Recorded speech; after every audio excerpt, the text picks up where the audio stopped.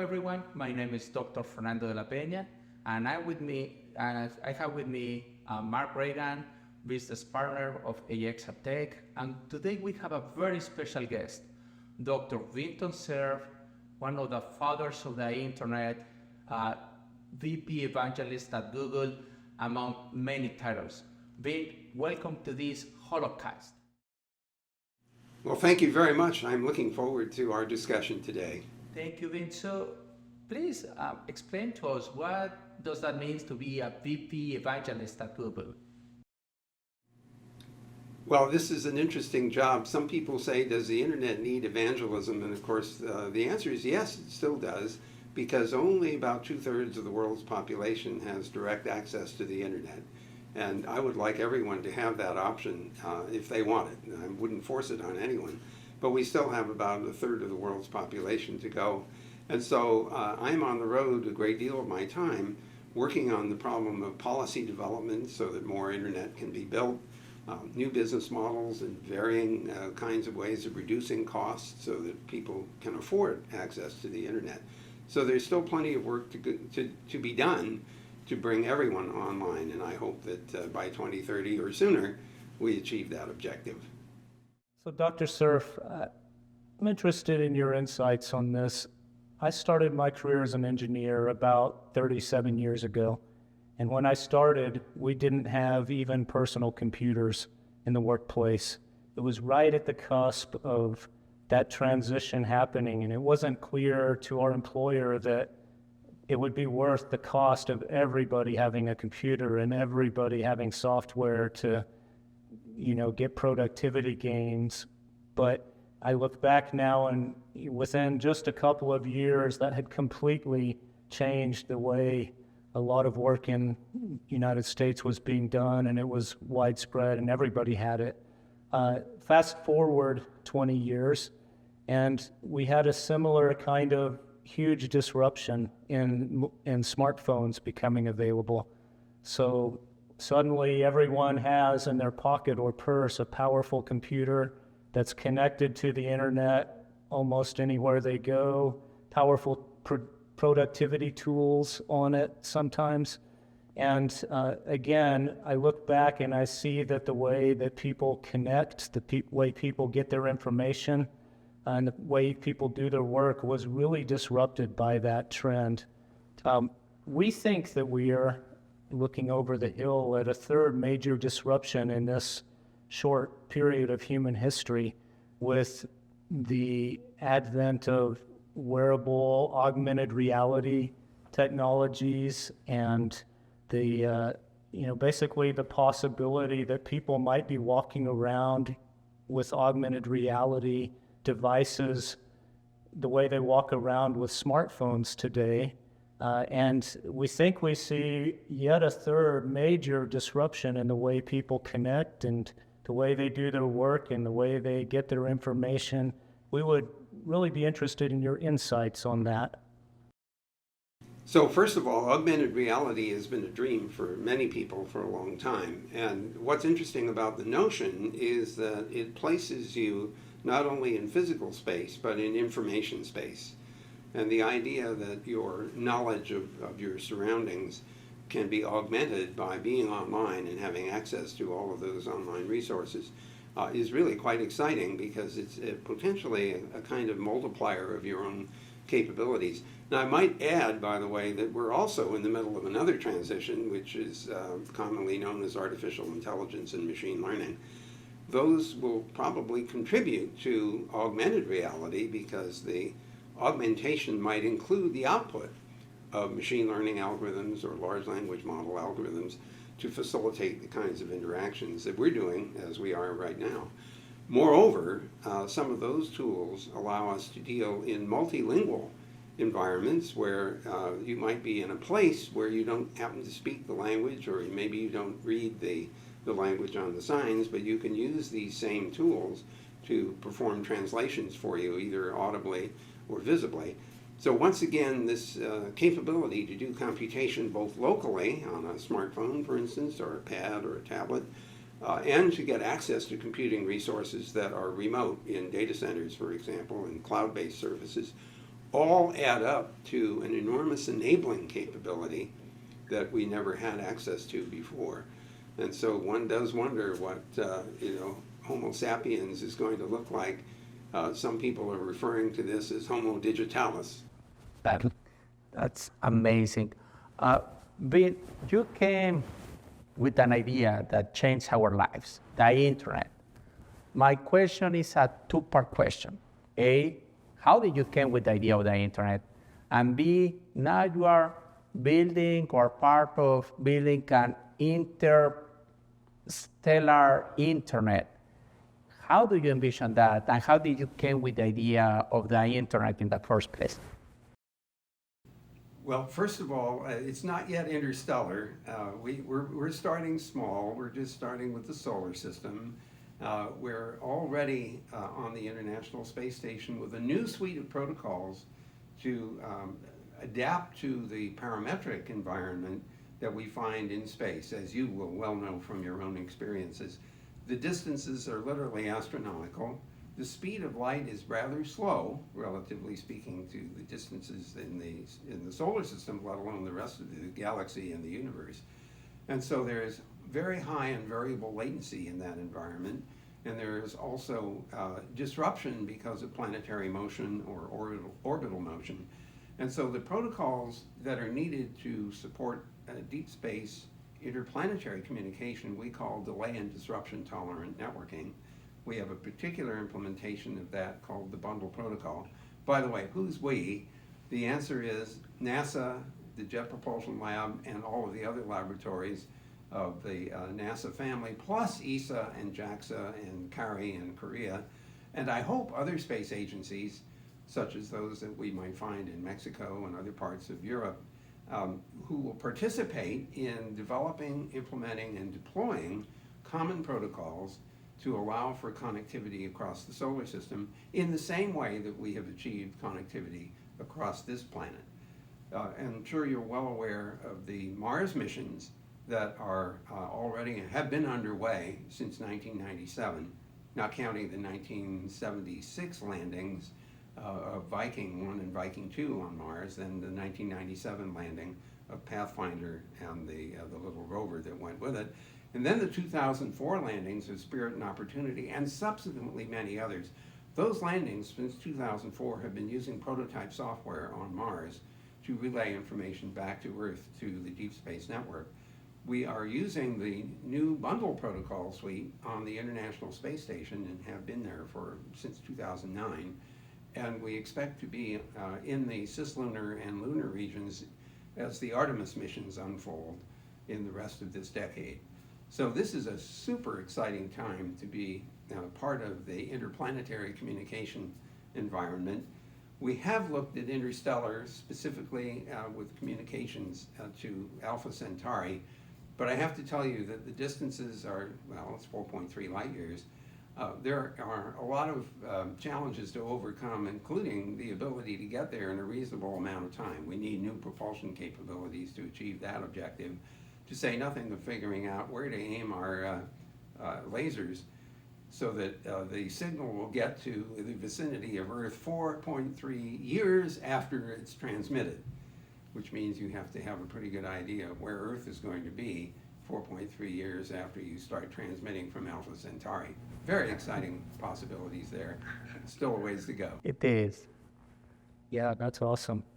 To bring it back down to Earth and what you opened with, I heard you on a podcast one time mention that you were the chair of the Marconi Society, which I understand is interested in trying to increase the accessibility and equity of accessible internet around the world.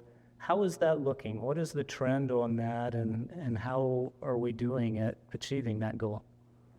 Well, we're still some ways away. We talk about digital equity, we talk about digital inclusion, and there are many challenges.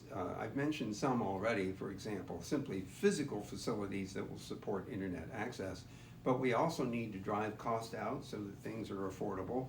We also need to deal with local content and in local languages so that access to the internet is useful. We need to teach people how to use these online resources, and they also have to learn that being online is not necessarily 100% safe.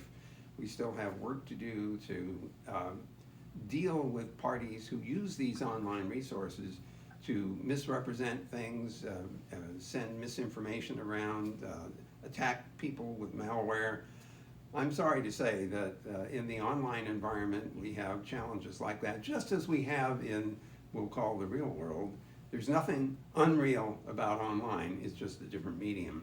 So we have a lot of work to do in order to make the internet a safer place to be, and a place that's more friendly to people's use, to business use, and government use. So still, again, plenty of work still to be done. That's amazing. Vint, one of your many creations, the internet, is allowing people also to use Web 3.0, artificial intelligence, and now the mixed reality or Metaverse. How do you envision this Metaverse interacting with the internet and the future in telecommunications?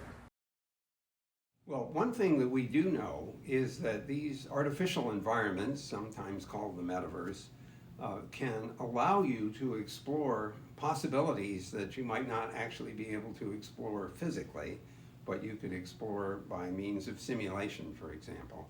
And so that might turn out to be extremely helpful as you look for audacious possibilities that you don't really know how to do yet in the physical world, but you could simulate in this artificial environment. The second thing is that once you're in this online world, you have the ability to manipulate information in a variety of forms, whether it's text forms or imagery or charts and graphs or other simulations. This flexibility of exploring the world of information in the Metaverse environment seems to me to open up all kinds of new possibilities, some of which you and I probably can't even imagine until someone else figures it out and suddenly surprises us with a new capability. Yeah, I've often thought of it kind of as the three-dimensional internet. I've thought, if you wanted to go learn about a Tyrannosaurus Rex, you could go look it up and you could see some pictures and you could read about it. But maybe that day not too far away, you put on your augmented reality device and you bring that Tyrannosaurus Rex to life in full size right in front of you, and you are learning to watch it hunt and watch it eat and what it did when it went to sleep, and it could be such a more immersive and powerful learning experience. And I think you're right, that just touches the tip of what we're even imagining that could do. Well, certainly you've implied, perhaps not intentionally, considerable opportunity for entertainment, if nothing else. I'm pretty sure that the entertainment industry is very excited about these new technologies that will allow the consumers of the entertainment to experience a particular work in a way quite different from what we experience today. And we've only been talking about visual and perhaps audible three-dimensional environments, but imagine for a moment that we could even augment other senses, for example, haptic interactions, so that you are feeling the environment as well as hearing it and seeing it. And perhaps someday we'll allow you to both smell and taste the environment. That requires more than augmented reality glasses, I'm pretty sure. But nonetheless, we shouldn't foreclose the possibilities of those senses also being served by these artificially computed environments. This is one of the first holographic podcasts in human history, and thank you so much for being part of this. But my question is, people will be watching this using maybe their smartphones, computers, augmented reality glasses, but also in the future, people will be able to replay this and projecting you as a hologram. So people can watch this podcast 20 years from now and interacting with a three-dimensional holographic representation of Vint Cerf. What will be your message for that people in 20 years from now? Well, I think this would be quite amusing. I could introduce myself. Hello, my name is Vint Cerf. I'm Vice President and Chief Internet Evangelist at Google, and the year is 2023. And we are speculating about the world of 2053, 30 years from now. And we're experimenting with a new concept of holographic recordings.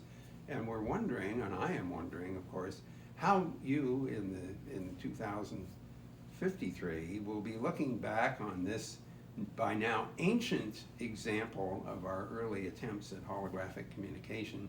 I'm sure you'll find it a little amusing, but perhaps you'll also give us some credit for breaking into a new phenomenon, into a new capability 30 years before your time.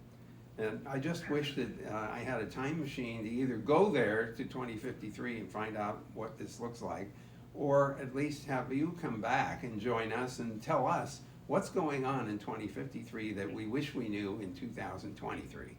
Yeah, this will look so quaint, right? But we all stand on the shoulders of those who came before us, and yeah, this is where you start scratching out some space. That makes me think of another question for you. If you were graduating today with your computer science degree, ready to go conquer the world, there's so many different places where there's work being done that's interesting, it seems to me, but where would you personally go? Where do you see the biggest opportunity to make an impact, or where do you see the most interesting challenges to solve? If you were setting out today as a 22-year-old or 24-year-old, what catches your interest? Well, first of all, I would be facing the internet of today thinking, boy, we have to make this a safer place. We need strong authentication. We need provenance of content. We need to deal with misinformation and disinformation, hallucinations of the artificial intelligence and machine learning systems. So that would be one thing that I would feel very compelled to explore. The other thing which is evident today is that we are in a world where computational X for almost every value of X is meaningful.